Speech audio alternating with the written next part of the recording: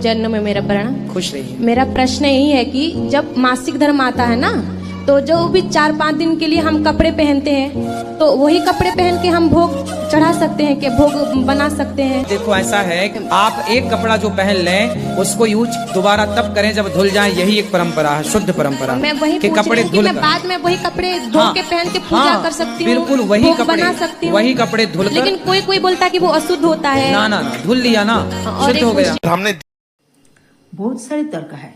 महिलाओं को गीता पढ़ना चाहिए कि नहीं, ऋतुकालीन समय भगवान को पूजा करनी चाहिए कि नहीं,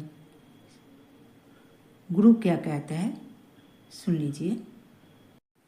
आपको भी ठीक लगेगा, मुझे भी ठीक ही लगता है। राधे राधे।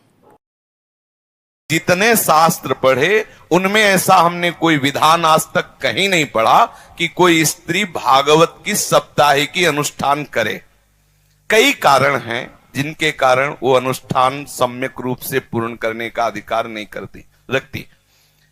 जैसे अनुष्ठान हुआ और वो मासिक धर्म से युक्त हो जाती है, अब वो अनुष्ठान कैसे पूर्ण करेगी?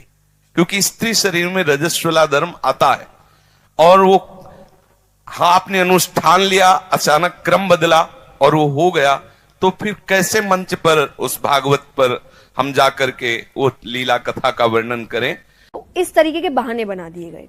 दूसरा, जब आपको बाहर निकलने के लिए कहा जाता है, पहले व्यवस्थाएं वैसी नहीं थी, आज सब कुछ है। चाहे आप पैड्स ले लीजिए, आप और भी कई तरीके की अच्छी चीजें, सब आप नॉर्मली वर्क कर सकते हो। पहले कुछ भी नहीं था, तो पहले क्या करें? तो आपको घर के अंदर ही बंद रहना पड़ता था। आप जिस तरह के कपड़े इस्तेमाल करते थे, तो ऐसे रीजंस थे नहीं करने के। बीच वाले आके काम खराब करते हैं। इतना शुरुआत जिसने की उसने एक अच्छे रीजन से की, बीच वाला आके काम बिगाड़ देता है। उसने बिगाड़ दिया ये बोल के अछूत है, ये है, वो है। भाई 9 महीने एक लड़की जब बच्चा पैदा कर रही होती है, वो पीरियड से नहीं होती है, और कहा भी जाता है ना कि बच्चे को खून से सींचा है। 9 महीने उसको पीरियड्स नहीं आ रहे, उस खून का इस्तेमाल तो हो रहा है ना बच्चे को सींचने में। अगर आपको लग रहा है वो खून इम्प्योर है, आप में से जितने हम सब बैठे सब इम्प्योर है, उसी खून से सबको सींचा गया है, इसलिए वो 9 महीने नहीं हुई। बाकी जो लास्ट में बचता है वो नेक्स्ट 40 दिन में निकल जाता है, तो इम्प्योर तो हो ही नहीं सकता। द्रौपदी जी के लिए वो उस वक्त रजस्वला अवस्था में थी जब भगवान आए। भगवान ने टच करने से पहले नहीं सोचा कि रजस्वला अवस्था में है। आप और हम कौन होते हैं सोचने वाले, ये मत करो वो मत करो।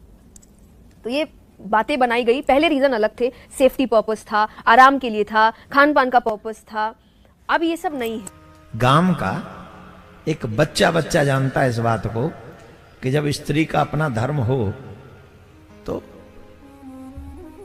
विश्राम करे, पूजा, रसोई, अनुष्ठान इनसे दूर रहे, ये विधान है। अब यहां उदाहरण दिया जाएगा कि द्रौपदी जिस समय रजस्वला थी